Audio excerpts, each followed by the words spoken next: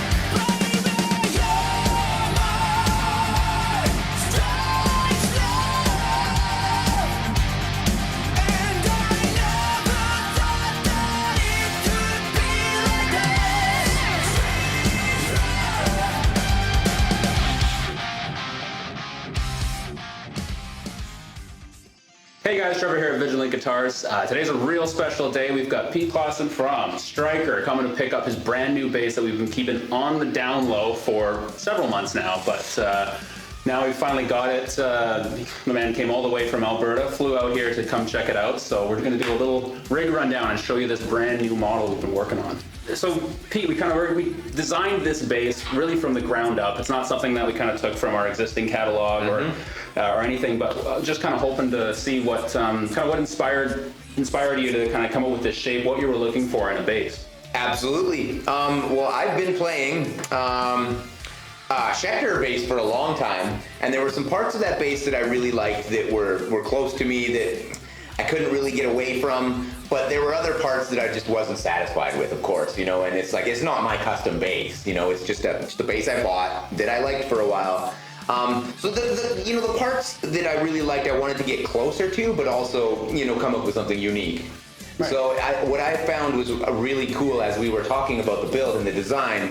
You know, I had some design ideas, and you would always come back to me with, well, if we do that, it might make this part of the guitar weaker, or we should do it this way because it'll strengthen this part of the guitar. And you knew the technical things about, you know, what wood would be better to use there, and if we shaped it like this, why it would be beneficial. So I felt like you were really taking care of me in that sense, that you know, we're making a quality instrument here. It's not just gotta look cool, right? I wanted a manageable neck that was fairly thin. I like the thin necks. I was excited that you were boasting all high quality Canadian wood. Yeah. So we're supporting local, which I think is really cool. Yeah, so kind of like you said, working from like the top down, like sure. Right from the tuners, we've got Graphtec ratio bass tuners. So they have, each tuner has its own ratio based to the string gauge and tunings. Then you've got a Graphtec nut, which has a bit of Teflon inside of it. So that adds like a natural lubricant versus like just, you know, plastics and bone and stuff like that. And then again, kind of really focusing on stability. We're using a new product in the shop now called Obsidian Maple. So from maybe far away, it might seem like ebony, but it's actually a torrefied, stabilized maple fingerboard. Wow. So it's been torrefied, roasted, stabilized at about 6-8% resident moisture, and then in the kiln they throw in a black pigment which then dyes the whole fingerboard black all the way through. I really wanted the darkness to be contrasting of the white body too, right? Yeah. So I think it's the perfect wood for that. We've got stainless frets, obsidian fingerboard, 5-piece multi-laminate neck. It's the little things that add up to make the whole thing, you know, just play better for you, which is the whole point here. Right? Definitely. So, another thing that was important to me while we're on the neck is the guitar I'm playing right now. Like, I love the fretboard, but the back it's got glossy paint job over the back of the neck. Yep. And what I really found is when you're playing the outdoor festivals and everybody thinks hot and sweaty, and you got sticky, sweaty hands, you go to do that slide up to the 12th fret and you stop at the 10th and look like an idiot. This is perfect. It's got it's got enough smoothness that you slide on it nicely, but you're not gonna get stuck, right? Yeah, once you break it into, I think it's gonna slide nice and slick. So a neat part of the bridge, or the neck that we focused on too here was actually the access to the truss rod. We threw in 6 bolts on the back of the neck that you can kind of see there.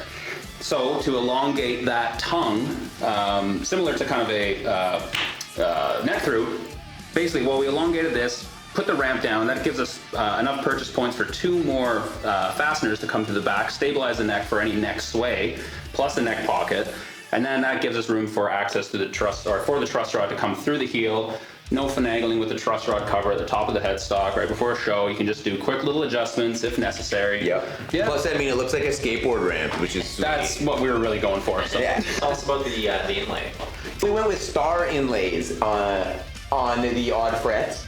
And then I wanted to have, obviously, a special phrase that means something to me and sort of my personal brand, I suppose. I went with a Japanese phrase that says Choju Teon, which means ultra heavy low end. And as you can see, it's the same as this one right up there. This seemed so fitting. And especially on our last record, we had Josh Schroeder produce it, and he's famous for cranking out some good low end, right? Yeah, absolutely. So it was perfect. Yeah, so two Fluence bass lines. We can, working from the top down here, we've got our volume, push-pull for a coil split, treble boost, bass boost, and then we've got our pan pot down here, and then 3 voicing options for you to kind of pick on some peak frequencies. Right, that's the Fishman thing, isn't it? That is, yeah, that's a lot of what they've prided themselves on. So it's so versatile. It's like, you want to play this, just flip it this way. You want to play this kind of style, flip it that way. And wow, well that's pretty valuable to have. Yeah, absolutely. Yeah. Individual solo saddle bridges, again, they're just really nice and easy to work on. One little wrench gets you all the options for intonation, back and forth, and that kind of modularity of, say, like if one saddle fails, pop it off, put a new one on, boom, boom, you're good to go. So like the output barrel jack, you can see a cutout that we made right for here, so we get a break over top for like a straight jack or an angle jack to go across for your strap pins. Because I play with a body pack that usually I'll pull the cord down and then up into, so I've got this loop going like this all the time. And I'm like, wouldn't it be cool if I could just take the body pack Mini XLR, boom, straight down into the guitar. So it's gonna come out of my pack and just go straight in. No messing around. Flush mount locking strap pins on either the horn and the back too. You came up with the cool idea to leave the front pointy but chop off the back. I'm gonna give this to Colton, actually. Bro. You guys came up with the idea, I just did it. So. Oh, okay. That was Colton's idea. That was Colton's idea. That's a good idea. Yeah. So it's these little things on this, like, seemingly a small little platform where it's like, no, we kind of went over every little inch. Every little corner has its own kind of piece of personality, right? To do it with these little the little cutaways too on the horns. Just to give it a bit of that visual interest too. When the light hits it, it's gonna look different than your average super strat shape, right? Yeah, absolutely. Finally, just a nice coat of white paint with 2K poly, and so it's beautiful, automotive grade finish, and gonna get all the sweat and mojo on it and on stage, and just fine. Yeah, right on. Exactly. Right on. Yeah, no, it's just been the whole project's been really great, just from like a prototype to a design, and just working with you, and I'm just really excited for making more of these things, and more coming in the future, and seeing how you play them on stage. Awesome. Likewise, man. This is actually my first custom bass. I'm so happy that I was able to do it with a local Canadian builder using Canadian products, and to just be able to have that connection between you and our band Striker as well. And I'm really excited to going forward and see how we can bring this in front of more people's eyes, and bring more people to Vigilant, bring more people to Striker. I'm hoping it's going to be something good for the both of us. Yeah, make it together. So hell yeah, it's great. Thanks so much, Trevor. Right on. Awesome. Thanks for tuning in today, guys. It was a real pleasure to show you the behind-the-scenes building process and design features for this brand new bass for Pete from Striker. I'm really excited to see this guitar on stage, and I can't wait to see what he does with it. It's a really big help when you click that like, subscribe, and notification bell down below, so much appreciated if you do so, and stay tuned for more updates on this bass. We're going to have a lot of stuff coming out, so stay tuned.